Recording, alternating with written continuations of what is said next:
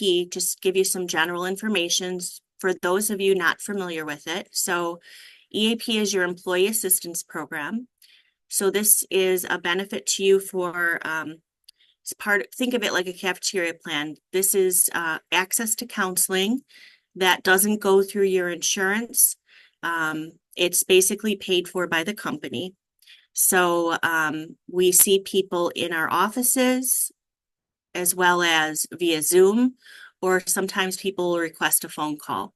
So I want to make you aware that you do have access to counseling, and the things that we talk about really runs the gamut from, depression, anxiety, to grief, to just overall stress, work-life balance, you name it. So consider us a resource when you're struggling with anything.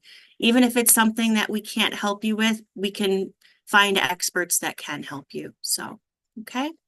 So this presentation is about coping with grief and stress during the holidays. So the holidays, a happy time of year, but also filled with a lot of stress and busyness. And for those that, have lost people they love, it can be, there can be some grief that goes along with it. So we're going to get into this. So for those that are on, for peers at your company that are not participating, we will download this presentation, so it'll be available in our on our EAP website. So just so that people are aware.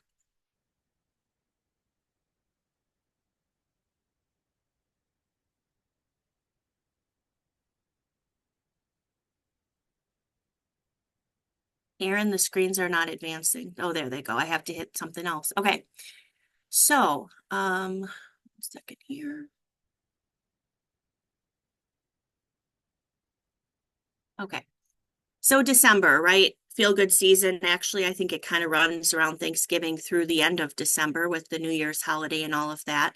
So, you're seeing people getting together, all kinds of festive things. And it is a time of, celebration and things like that. However, for many people, it does bring up some grief, some reminders of loss. It may have been a loss this year of a family member or loved one, or it may have been many years ago, but sometimes that loss is really felt around the dinner table and the holidays. So the purpose of this presentation is really to explore some ways to cope with the feelings of sadness, as well as conflict that happen if you're grieving during the holidays. And we'll touch on conflict as well, because when we're getting together with extended family, I'd like to say everything is hunky-dory and we're all kumbaya, but in many families, there's differences of opinion and difficult discourse. So we'll get into that.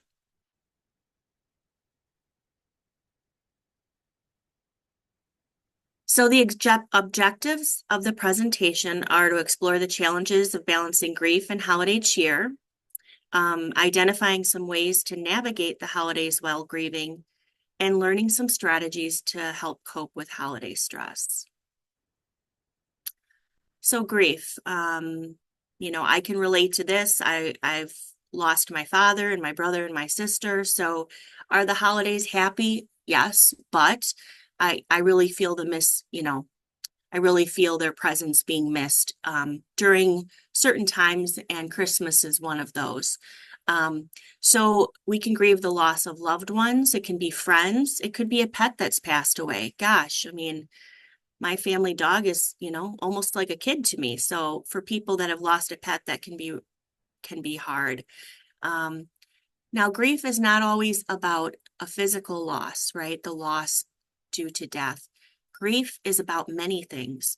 Grief can be the loss over a relationship, perhaps you're divorced, or not even divorced, but you were in a serious relationship and that relationship ended.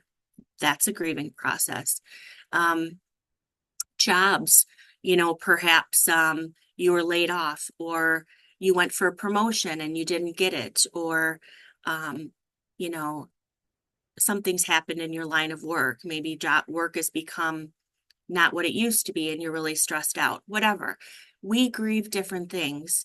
So by no means is this just regarding the loss of a loved one. Grief comes in many different ways, and no one is exempt from grief, right? We're all going to face the loss of a loved one at some point in time, and there are many things that we grieve in life. So we see all these messages, and a lot of them are wonderful. May your holidays be filled with warmth and cheer, wishing you love and light, wishing you a season of warmth, love, and family, all good stuff, right? But sometimes we feel a little bit of incongruence, or I guess I would call it cognitive dissonance. It's like you want to be happy and celebrate, and yet you're feeling some difficult emotions that don't really coincide with one another. So what if I don't feel cheerful, happy, and bright? If nothing else, I hope you gain from this presentation that it's okay to not feel okay, right? Losing a loved one is a profound experience, and at any time of the year can be difficult, but in particular, anniversaries, birthdays, dates of death, holidays can bring up really complex feelings, sadness, hopelessness, emptiness, even anger and resentment, right? And maybe those feelings are not at the surface, right? Maybe you've pushed them down so much that they manifest in other ways, right? For many people, sadness can be masked by anger, right? We call anger a secondary emotion because typically it's an iceberg emotion. It's on the surface, and what's underneath it is something more difficult to feel, like sadness or hopelessness or things like that, right? In addition, these difficult feelings can manifest physically. There is this, this is something back in the day in grad school, but we believe that, physical and mental health are closely tied. So there is this thing called the gut-brain axis, which is how our brain and our gut are all connected. And some of that has to do with our gut flora and all that. But for most people, they don't realize that when we talk about our feel-good neurotransmitters in the brain, which are things like dopamine, right, which is that feel-good neurotransmitter, or serotonin, where you're feeling really good and relaxed, or others, right, norepinephrine, things like that. We think about those things as unique to just in our brain, right? This is just in our mind, but it's not. We have more neurotransmitters in the lining of our gut than we have in our brain. So this is all tied. Physical and mental health are closely connected. So when you're feeling down, or when you're feeling anxious, or any other emotion, it's not uncommon for things to manifest physically. You may have trouble sleeping, you may have stomach issues, you may have headaches, you may not have a good appetite, right? All these things can manifest physically as well. So in addition to all that, a person who's grieving may feel like the sense of guilt or shame, right? Like, my so-and-so passed away 2 years ago. I should be over this by now, right? Why can't I just, be happy and move on, right? The truth of this is grief is a process, and there's no one right way to grieve, and everyone's grief journey looks different. So sometimes people feel like I must be doing this wrong if I'm still feeling sad. No, everyone grieves differently. And sometimes the greater the love, the greater the loss, right? So if it's someone really close to you and you really miss that person, your grief is going to look a lot different than if it was someone maybe that wasn't as significant in your life. So grieving is also something that is not something to get over, right? It's not like I need to get over my grief. Grieving is a process that we go through, not over, right? So it's not like we get over things. It's that we learn how to handle the grief of a loss, and it becomes less acute and less painful over time, but it sometimes still stays with you. So how do I cope? So if this upcoming holiday feels different, there are things that you can do to alleviate some of the pain and inner conflict. So I'm going to give you a few strategies as to what you can do this holiday season. This may sound counterintuitive, right? But lean into your emotions, okay? Some people are so afraid to feel their feelings that they push them down and put on a brave face, right? We know people like this. Maybe you yourself are like this, where it's like, no, I might be feeling this way, but I'm not going to talk about it. I'm not going to feel it. I'm just going to push it down. Some people may even numb themselves with alcohol or things like that, right? The thing is, what we push down comes back up, and sometimes in not so healthy ways, right? Like bursts of anger, things like that, right? So it's important to acknowledge your feelings, acknowledge the isolation or the loneliness or the sadness or whatever is coming up for you, and allow that to coexist with your desire to enjoy the holiday season, right? So, um, a way that I can explain this is that sometimes it's important to lean into your emotions, right? To feel your feelings. They're there for a reason, right? Not all emotions are bad, right? They're communicating something to us. So in order to not get really, really down around the holidays, if you've experienced a loss, I would suggest leaning into your feelings, but not staying in them all day, right? Like if you're feeling that wave of sadness, we call it a wave of grief, right? It just kind of comes, like maybe you hear a song that reminds you of a loved one, or maybe you smell something that reminds you of them, or you see someone, if it's someone that you were dating, you see a couple holding hands and that reminds you of that person. Whatever.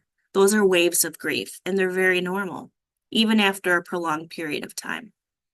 So, um, I would encourage you to lean in sometimes to those feelings. You don't always have to be bright, happy, and chipper just because it's the holidays, but also to not sit in those feelings all day, right? To distract yourself with something enjoyable, whether it's exercise or music or um, art or talking to a friend, what have you. So, this is a good time of year to reflect on what you need for the holiday season, right? It doesn't have to be what it always has been. If really big events trigger that feeling of loss for you, if you're around family and the gathering is really big and it brings up a lot of emotions, I think it's fair to tell family or friends, how you're feeling and what you hope the holidays will look like this year. Maybe you don't want to be the one who's responsible for doing a lot of the cooking or hosting or what have you. People understand, if you're honest with them. So setting those boundaries is important, right? You owe it to yourself to do that. So you can consider what others want, but also be flexible, right? Maybe you're not the one grieving, but maybe people that you're spending time with are. Everybody has different needs for the holiday season. So it's not a bad idea to check in with people about, what their preferences are and to be flexible and compromise, right? Maybe the tradition this year is not the same as what it was, right? And that's okay. So, expectations, right? We all have expectations about what the holidays should look like.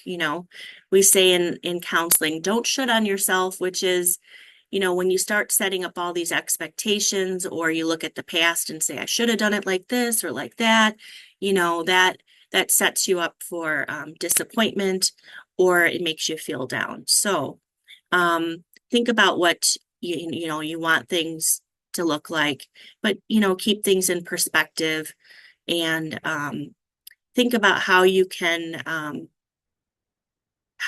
adjust your expectations to match kind of what's going on in your life. Also know your limits, right? Like, this is such a busy time of year, just running around getting gifts, cooking, baking, all of that good stuff. So for many people, when they're working full time, raising a family, they've got young children, maybe they're caring for an elderly parent, something like that, can be a really stressful time of year because you feel like you have to do it all, right? That can be emotionally draining. So it's okay to set limits, right? And to simplify things, right? Um, Maybe you don't have to shop for that perfect gift, right? Maybe a gift card is sufficient or something like that, right? Letting someone else host if you're the one that typically hosts, things like that. So, and I would encourage you to think about other ways to cope with grief at the holidays, right? Um, Maybe if there's a large gathering with family and it becomes overwhelming to you, give yourself permission to step away, right? People that smoke go outside for a cigarette. Why couldn't you go outside and just maybe take a walk and get some fresh air and return to the gathering, right? Take some time to yourself. I think that's pretty normal and pretty acceptable, right? So allow yourself, give yourself permission to do those things if you need to. So grieving in and of itself is a very stressful process. And for those that are grieving, you may experience like a lot of fatigue and things like that, right? It just takes a toll on us physically and mentally. So, um, couple that with the increased pressure to do things for the holidays, that can lead to physical issues, emotional issues. It can take a toll on us. So, thinking of, I know we're always taught to think of others, and that is great, right? To be giving and to be kind and all of that, but also take into account what it is that's important to you, right? And be able to set boundaries where you need to. Setting boundaries means being okay with saying no, right? Maybe there's too many things you've been invited to and you feel overwhelmed with all the places you need to go to. It's okay to say no to that. Um, or, maybe you've been the one who's always hosted and cooked, and maybe that's overwhelming. So maybe you say no to that. Or maybe you say, well, I'll make the whatever, turkey or whatever, the main course, and I'd like everybody to bring a dish, right? Taking some of the pressure off yourself. Instead of thinking, I must do this or I have to do this, start to think about what is it that you want to do, right? So consider that when it comes to the holidays. Again, toning it down, you don't have to do everything that you're invited to. Um, some people, I talked to a few clients who, for Thanksgiving, they kept it simple. They didn't want to have to do all the cooking and hosting and all of that. They went to a restaurant on Thanksgiving and had someone else cook and clean, or having a potluck, right? Where everybody brings something. Um, the other thing is the financial pressure of the holidays, right? Many of us are on tight budgets, especially, the cost of food is really inflated right now. So just the financial stress of buying gifts for people and preparing food and hosting can be a lot. So maybe instead of having to buy everyone a gift in your family, picking a name, out of a hat for a gift exchange and setting a limit so people know about how much to spend, right? And agreeing on what that limit should be. So it's a lot less stressful. Um, I remember my spouse is one of 6 kids, and all of his siblings had their own children, and we were buying gifts for everybody. And I think one Christmas I looked at my receipts and it was close to $4,000. And I by no means had that extra money sitting around. And that was super stressful to get those credit card statements after the first of the year. And it's like, yeah, I really overdid it. So take some of that pressure off yourself, right? The other thing before I get into family you can consider is some of the best gifts are the ones that are heartfelt. So maybe it's not buying something expensive. Maybe it's making something, right? Or something that's thoughtful but not that expensive. Family, I know when we get together with family, there can be conflict, right? Everybody's got that uncle that's very opinionated and dominates the conversation. I will add to that this being an election year, there's a lot of people that are um, very, how would I put it? Um, they have their strong opinions about who's in office in the election. And, you know, a good rule of thumb is that old adage that stay away from religion and politics, right? Because people get pretty passionate about those things. If someone does get very opinionated and tries to engage you, um, try to have an idea of not taking sides, right? Like everyone's entitled to their opinion, right? Um, this goes without saying, but don't badmouth anyone. Um, learn how to forgive if someone says something that you find a little offensive. Sometimes people are having a little bit too much fun and a few drinks and they say things that maybe they wouldn't otherwise say. Um, but, this is a time when, maybe to let a little of that slide. And then know if you can't really get along with someone, maybe it's best to stay away, right? Like if there's someone that's just, that every time you get together, it's conflict. Maybe it's doing something a little different. When you're married and have kids, and for some of you, you may have not only parents, but step parents, all of that, it can be overwhelming to feel like, gosh, I got to be at this person's house, that person's house. Did we spend too much time at this one and not enough at that one? Oh, I ate and I'm full, and now I'm going to the other house and I'm not going to be able to eat. All of that stuff, right? Maybe it's take turns, right? Does everybody have to do things on the same day, right? Does it really matter if you do it on, you know, whether you celebrate Christmas, Hanukkah, Kwanzaa, whatever it is, right? Doesn't have to be on that day.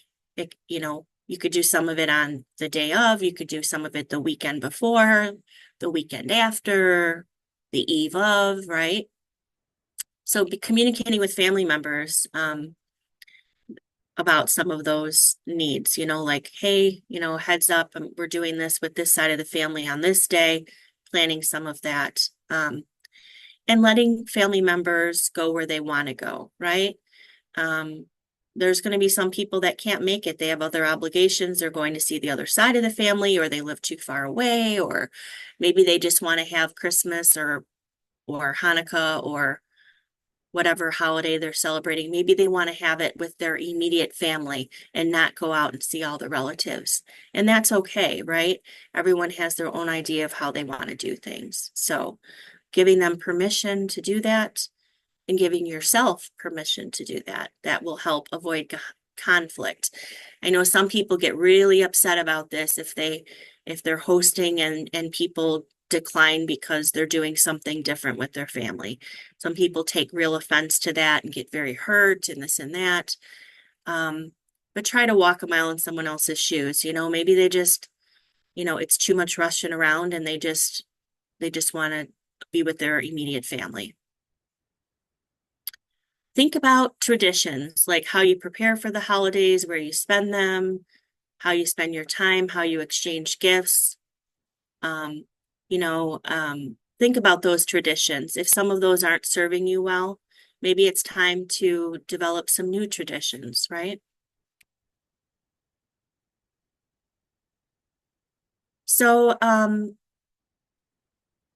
I'm going to open this up. I don't know if we'll get any participation, but for those of you that are out there, you can use the text option in the chat, or you can take yourself off of mute and speak. But I'm wondering if anyone has any strategies for anything that's helped you manage stress during the holidays. And Erin, I'll let you kind of be the one to kind of read the chats and stuff since I'm on my PowerPoint. But Does anybody have any ideas? I'm always looking for good ideas to help manage stress. Maybe some way that you've uh, taken some of the stress off your plate, if anyone has anything. So there's nothing in the chat yet, but I can share something that's helpful for me personally. Okay, sure. Obviously, the holidays can be such a stressful and overwhelming time. There's just a million things that are happening. And so sometimes I just need to stop and pause and just kind of reframe in the moment when I'm feeling really overwhelmed and just say, Right. one thing at a time, you'll get it all done. And just kind of remind myself, like, just keep doing one thing at a time and everything will get tackled. And that helps me calm down and slow down and feel less overwhelmed and more focused on the things that I need to do. Okay, great Yeah. idea. Okay, so That's we, good. When oh, you look at that list of things to do, it can feel overwhelming. So, yeah. yeah. Yeah, we've got a couple things in the chat now. So one is having a friend that you can text or message in the moment, kind of like a lifeline, someone to vent to. Yeah, good one. I love that. Do too. Here's one for those who have to host or cook. Consider catering, offer or order food instead of committing to making it. Yes. Hmm. I love that. Mhm. I think of all the times I've hosted and you're stuck in the kitchen, you can't talk to anyone. It's all the Yeah. logistics and the dishes and the timing and the, oh my gosh, and I always end up with at least one burn. So yeah, I love catering. That's a good thing to do. Yes. Another one Awesome. says, I lean into spirituality, church, nature, just standing in the dark and letting the snow fall on my face, Oh, I grounding love myself. that. Yes. I Well, love that. That's there's so some important. beautiful about a soft snowfall. Hmm. Um, I actually hope we have that. I'm in Appleton here and it's snowing. So, yeah, it is beautiful when it snows. Oh, here we've got some more. Okay. Setting boundaries of what you're willing and able to do at Christmas. This was hard with family, especially for someone who's a people pleaser and has those people pleasing tendencies. Mm-hmm. Yeah, that's good Yeah. self-awareness. Yes. Um, oh, here's another good one. Building in time for sleep whenever I can because I get really tired with all the holiday visiting. Oh. Yeah, build in some. That's a great way to engage in self-care, recognizing that you need that time, that extra sleep. Yeah. Yeah. Oh, having dinners together instead of giving gifts takes some pressure Mm. off the shopping. Mm-hmm. Love that.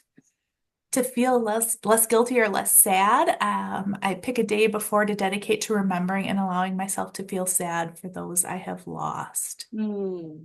Beautiful. Love that. That gives me goosebumps. That's a good idea. Mm-hmm. I think I'm going to do that. I'm going to steal that one. That is a good one. Um, okay, this person says they left off personal notes on holiday photo cards.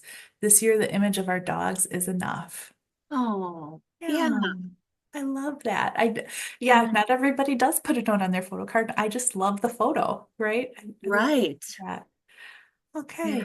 that's wonderful. Thank you all so much for those ideas. Yeah, Really helpful. yeah.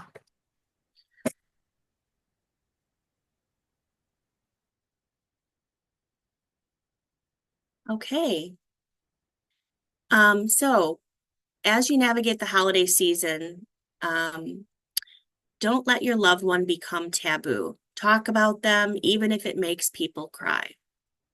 Reminisce about past holidays and good memories. Don't forget that person. Um, I had one Christmas where my mother-in-law had passed away, and she had passed away in let's see, late October of that year. And then there was Christmas. So we're talking about less than 2 months later. And and everybody avoided talking about her. It was almost like she never existed. And I really struggled with that. It's like, wow, okay.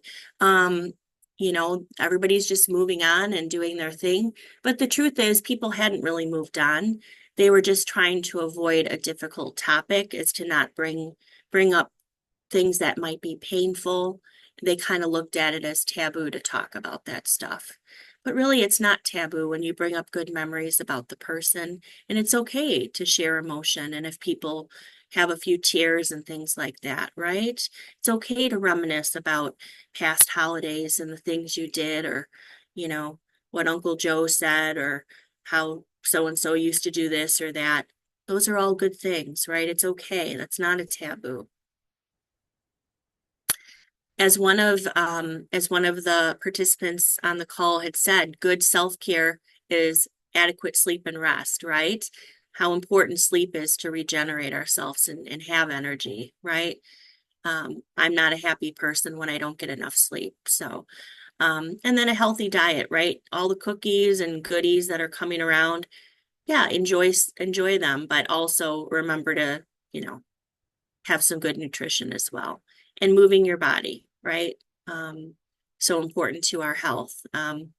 Not to go off on a tangent here, but you know, there's been several studies that have been done about regular exercise and that the efficacy of that is similar to an antidepressant for you.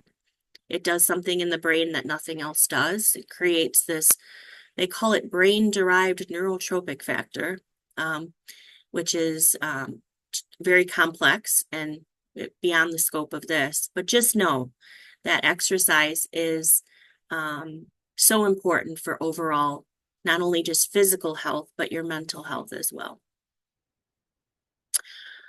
So good self-care. So be aware of how you're doing. You know, check in with yourself. One of the participants said, talked about spirituality, right? Um, Remember your purpose and tune into your spiritual beliefs. Um, Sometimes I get annoyed when I'm at like I don't know, some type of a store. Usually for me, it's Marshall's, TJ Maxx, or Home Goods. Self-disclosure, maybe too much information. But anyway, um, when I'm there in like October and there's Christmas stuff out and they're, you know, starting to get into all that, it just grates on my nerves. It's like we haven't even gotten through Halloween yet. So the commercialism of the holidays can sometimes put people off, right? Remember the reason for the season and that it's not about how much you buy and how well decorated your house is and all this stuff. It's really about spending time with others and enjoying their company and taking time for yourself as well. So if something feels stressful or overwhelming, it's okay to reevaluate what's important and to simplify, relax, and enjoy, right? We have our emotions for a reason, right? They communicate things to us. So a good check on whether you're being asked to do things that maybe are beyond the scope of what you'd like, or someone has done something that might be a little bit of a boundary violation, like they're asking you too much. I'm not talking about anything beyond that. Is like, do you get that kind of like feeling right in your pit of your stomach? Like, gosh, that's, you know, getting that feeling of resentment or aggravation. Sometimes that's a good indicator that you're being asked to take on too much. And that's when it's okay to say no. So holiday anticipation, right?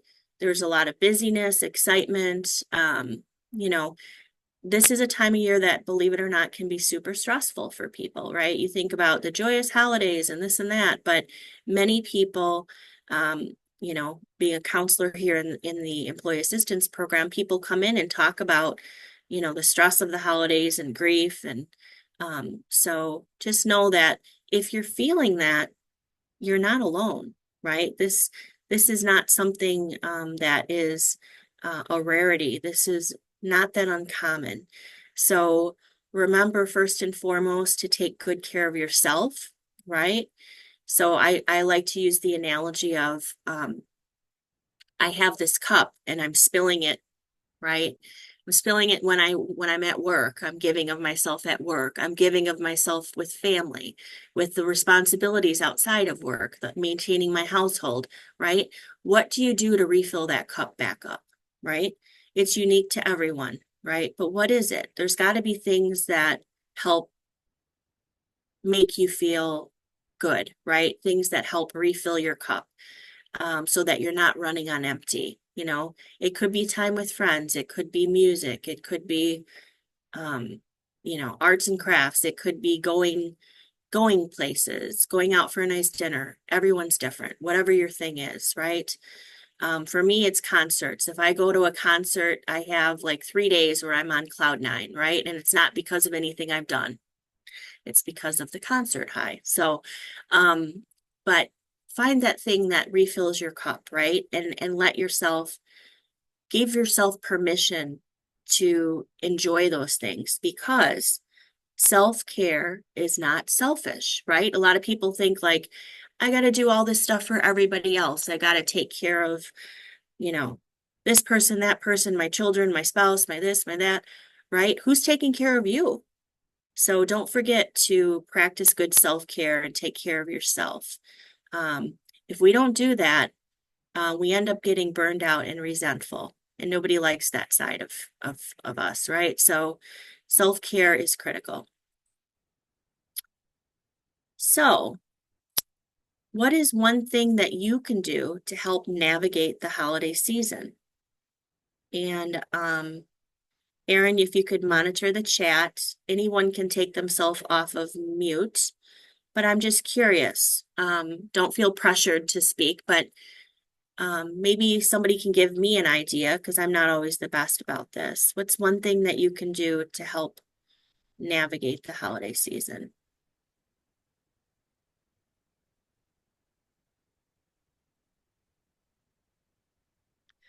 I'm I'll not, share.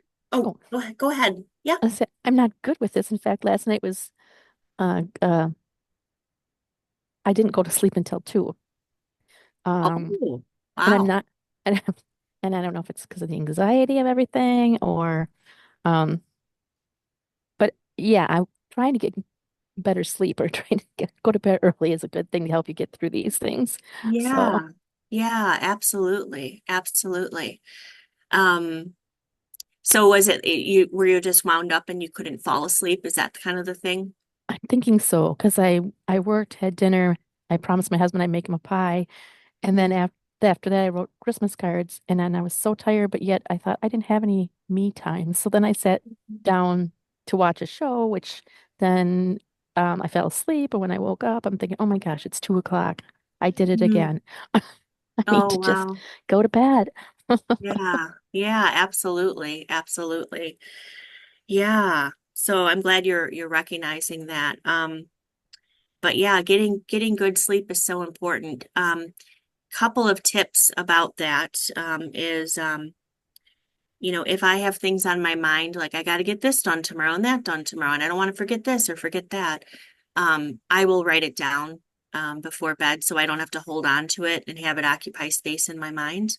Okay. Um, the other thing is that I will sometimes have the last thing I do before bed be to write down 3 things I'm grateful for. It just kind of puts me in a better mindset than reviewing my day and getting into the should have done this, should have done that. Why did I say this? Why did I do that? Right? Like that negative Yeah. self-talk, right? And then really important, they call it sleep hygiene, which is just like how to get adequate sleep, is stay off any screens for an hour before bed. So that would include your cell phone, your computer, your TV. The light that's emitted from screens keeps your brain awake for about an hour after you turn them off. Wow. Mhm. That's probably me. And then not to go, this is not all about sleep, but one other thing is to keep the room dark and keep it cool because our brains need to cool down overnight. And it helps because we're creatures of habit to have a routine before bed and go to bed roughly the same time every night. Now, granted, the weekends people stay up because they don't have to work or whatnot, but um, people tend to sleep better when they have a similar sleep schedule. So I hope that helps. Thank you. Yes. Yeah, thank you so much for contributing. Anyone else? We do have some things in the chat too. Okay, great. So one person suggests don't overbook yourself at the holidays, which is so very easy to True. do. And they said they're guilty of doing it. That's something that is right, easy to do. So don't overbook yourself. That's great advice. Um, Okay. And then another one in here says, realize that you are doing the best that you can, and that is enough. They've fallen victim to the shoulds. I should do this so many times in the past that so she tries not to compare or think about what should be getting done. Yeah, love it. I Yeah. love that. Yeah, yeah. I would call that self-compassion, right? That's something that people work on here in the EAP, is that voice that tells you like to feel guilty because you should be doing more than what you're doing, right? One thing that can help with feeling okay about things, if you're the type that shoulds on themselves a lot, which sounds like what it's supposed to sound like, is think about how you would treat a friend that was in that situation.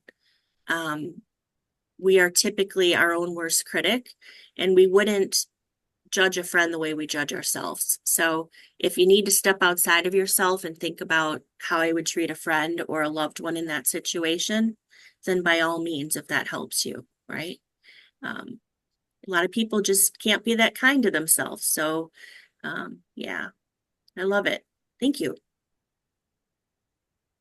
I have a comment or a Yes, suggestion. I know you said that you're in Appleton, and yes.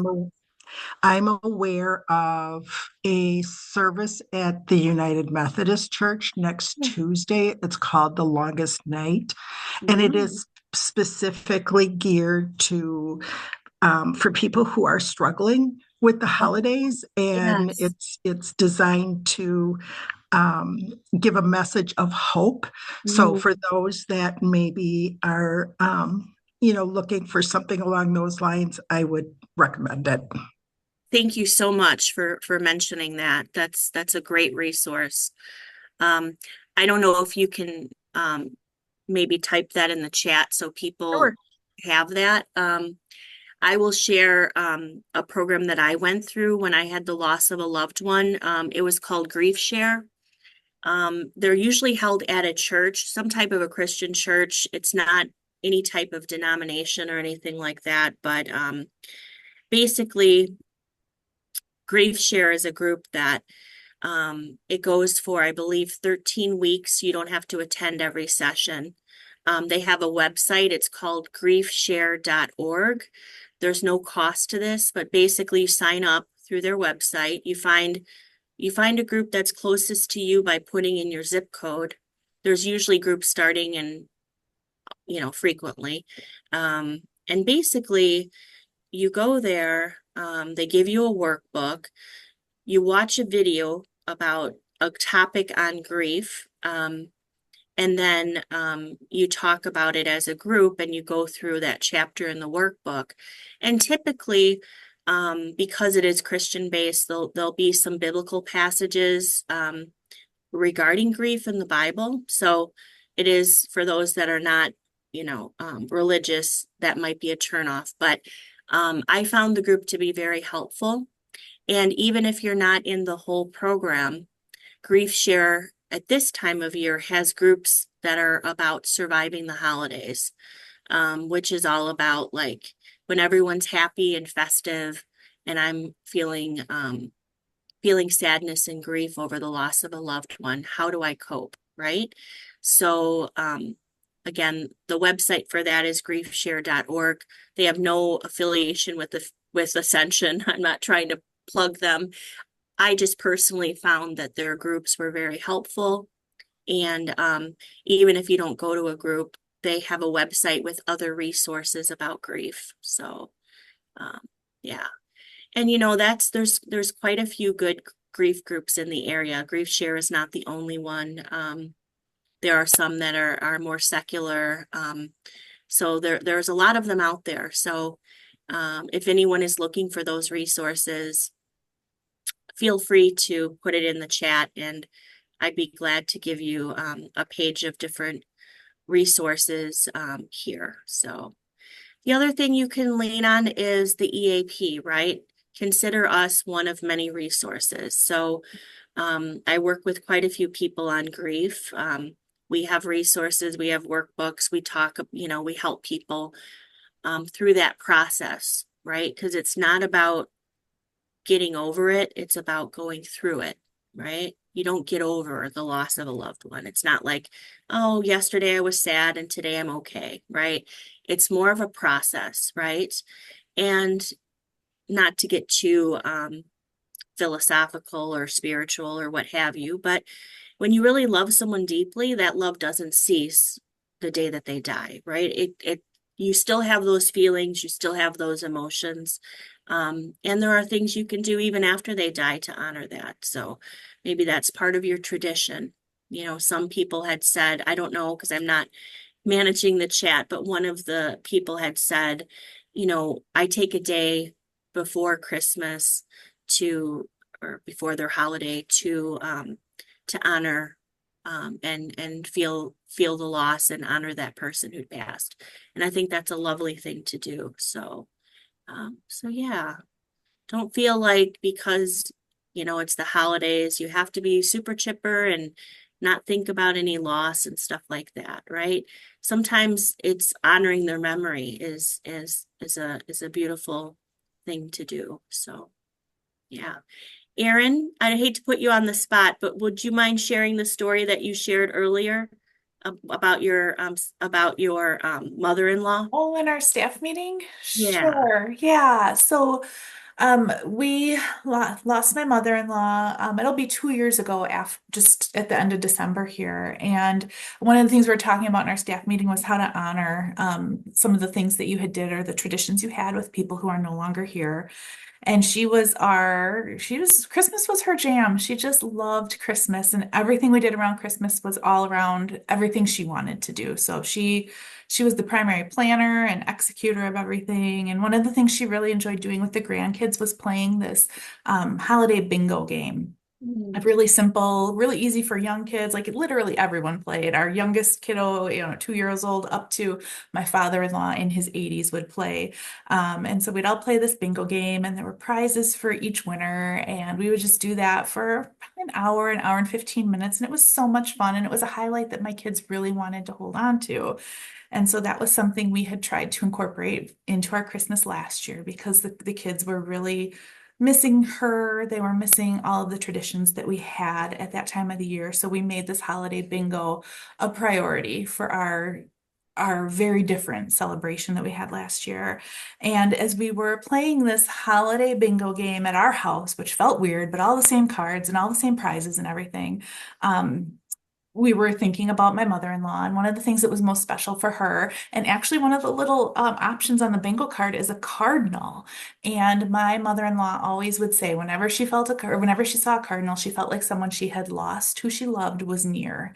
And so while we were playing this bingo game last year on this weird Christmas, sitting at our kitchen table in our own house, we noticed that there was a cardinal sitting in the bush right outside the window where we were playing this bingo game.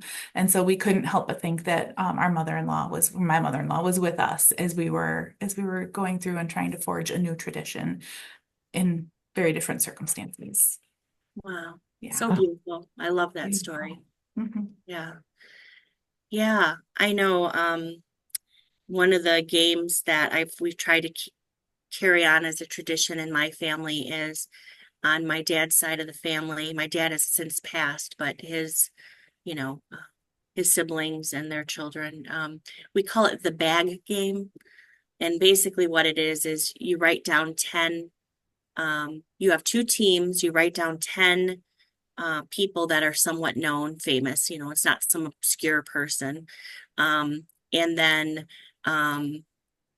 your team like pulls these names from the bag, and basically it's kind of like describing the person, and your team has to guess who that is without saying their name. So, you know, you describe like, oh, this person is a singer and has sang this song and, you know, this album, and then people guess the name, and you're kind of competing against each other, and that's fun. That's a big family one, and we have good memories because my mom is a pianist and opera singer, and my mom would put the most obscure names of famous opera singers. Not many people know opera singers outside of like, you know, Pavarotti and I don't know, Placido Domingo and, you know, a couple people, but you know, some of these more yeah, she put the most obscure names. And so we would always get mad if we pulled one of Aunt Rita's names because it was always going to be super obscure and difficult to describe. So, yeah, so having those traditions, is super, super important, maybe more important than the gifts and, the food and all that. Living some of those memories. So with that, I don't know, Erin, is there anything else in the chat that I should address or? No, there's no more questions, no outstanding thoughts that anyone has, just lots of good comments and sharing with each other Oh, in the chat. So thank you so much for everyone for sharing your ideas, for commenting back to one another, all the love in the chat, the hearts, the thumbs up. I feel like that's a really supportive place right now, and I appreciate all of you creating that for everyone. yes, thank you all for participating and sharing some of your ideas. And those will be some takeaways for me, for those of you that shared. So thank you all for attending. As I mentioned, we will download this video and it'll be available on our EAP website. Since I'm mentioning the website, a little bit of a plug is that there are a lot of great resources out there. And there's articles out there, different things that may be of help to you. In addition, should you want to meet with someone in the EAP, there's a list out there of all of our counselors and social workers in a short biography, a few paragraphs that talks about, their interests and their history so that you have a name and a face and a little bit about the person. And that can help you choose, which counselor or social worker would be best for you based on what you need, right? It gives you a little bit of feel for the person. And then lastly, I mentioned we see people in person and virtually over Zoom or a phone call. Wanted to mention, we have offices in Green Bay, in Oshkosh, in Menasha, Stevens Point, the Wausau area, towards La Crosse. So I just wanted to mention that. Oh, I'm skipping some of this. Racine and Milwaukee, of course, down there. So I just wanted to make you all aware that with a lot of people struggling as a country with mental health, coming on the heels of COVID, and a lot of places being pretty booked up for outpatient counseling. Not that you shouldn't try and get on a list if you need counseling, but consider the EAP as a resource, even if we're bridging the time it takes to get into a counselor. Because, I know like here, 3 or 4 month wait for your first visit in outpatient counseling. When you call the EAP, we largely get you in within a week or 2 at the most. So we're very accessible. So, and with that, we'll end the presentation. Again, thank all of you for coming and participating. And I wish all of you a very happy and blessed holiday season. So take good care.